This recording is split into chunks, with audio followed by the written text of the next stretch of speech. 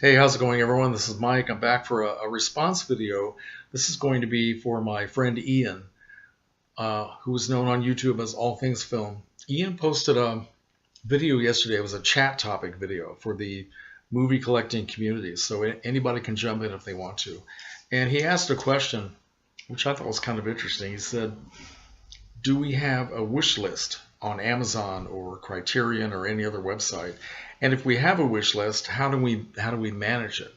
How do we decide what we're going to buy, when we're going to buy it, and all that sort of thing? So, and he ended up by saying that he used to have an Amazon wish list, but he doesn't have one anymore. And he was assuming that he would be the only one in our little group or even our extended group that doesn't have an Amazon wish list. And I had to laugh when he said that because I've never had an Amazon wish list or a Criterion Collection wish list or a wish list anywhere. And I've never actually, made long range plans to buy. Well, that's not true either.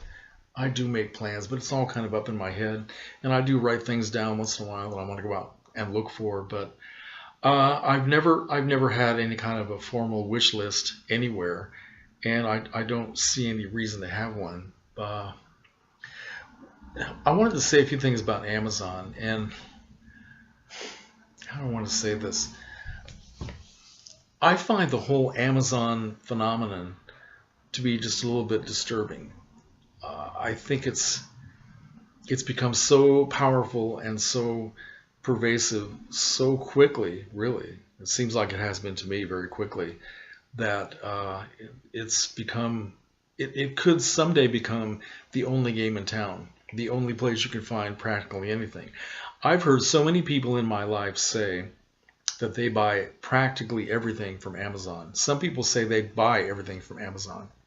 And I've heard a lot of people that I've communicated with online say the same thing, that they never go into a store anymore to buy anything. They buy everything online, and most of it is from Amazon. Well, I guess a lot of people think this is a really good thing. We're all out there looking for bargains, and we all like quick service, quick delivery, and all that. And certainly Amazon provides that. But we also have a situation in this country where you have stores closing all over the place, people going out of business because they're not getting any customer traffic anymore.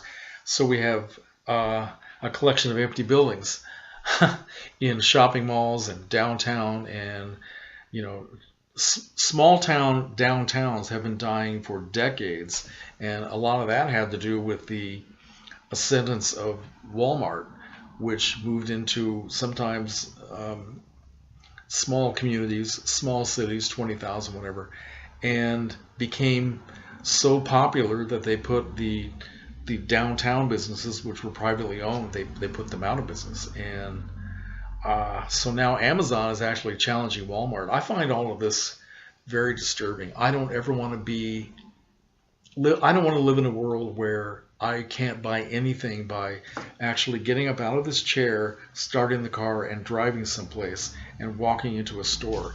We have, we still have a Barnes and Noble here, and we used to have a Borders before they went out of business. That was a great bookstore. We had another bookstore that was privately owned. It was called Pages for All Ages, and it was the equivalent of Borders and Barnes and Noble, and they went out of business several years ago, and everybody misses it.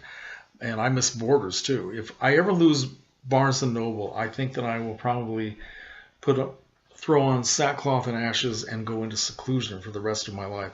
I don't ever want it to close, so I buy a lot of things there, pay full price for things quite often. For example, I went there just a few weeks ago and I bought the Criterion Collection release of Detour for full price just because I wanted it and I didn't want to wait. And I'm so glad I could walk into a store and get it. Did the same thing with Alfred Hitchcock's Notorious. I bought that a few weeks before. And yeah, I just... so anyway, that's my rant about Amazon. I don't necessarily see it as a good thing that Amazon is so powerful and it's so influential. And I know they provide jobs, and I know that people are financially strapped in this day and age, and maybe I'm just very, very lucky, and I don't really have that kind of a problem. But I just, I don't know. And I'm also a big hypocrite. I look for bargains all the time. Obviously, I go to Big Lots. I talk about it all the time that I find stuff at Big Lots and I find stuff at Dollar Tree. And usually when I buy things at those places, I'm doing it's sort of an experiment because these are films that I would never buy at full price probably. And so it's just it's a way to pick up things that, well, I might like this and I might not. And if I don't, $3 is not so much to throw out the window, right? If I don't like it, I could just give this away and then go back to Big Lots and buy something else. But for things that I really care about, things that I, for example, last week I sent away on oldies.com for 3 Betty Davis films that I didn't have, and a couple of them have just recently become available. And I consider myself to be a Betty Davis completist, so I'd like to have everything that's available from Betty Davis's career, and some things are not and may never will be, but everything that's available, I would like to be able to have it in my collection. So I had waited a long time to buy these things, and I had some discretionary income at the time. My Social Security had just come in, so I sent away for them. And one of the things was on sale because it was a Warner Archive edition, and those things are on sale right now for about $10. But the others were their normal price, and I just decided I'd like to have them. So I do that all the time.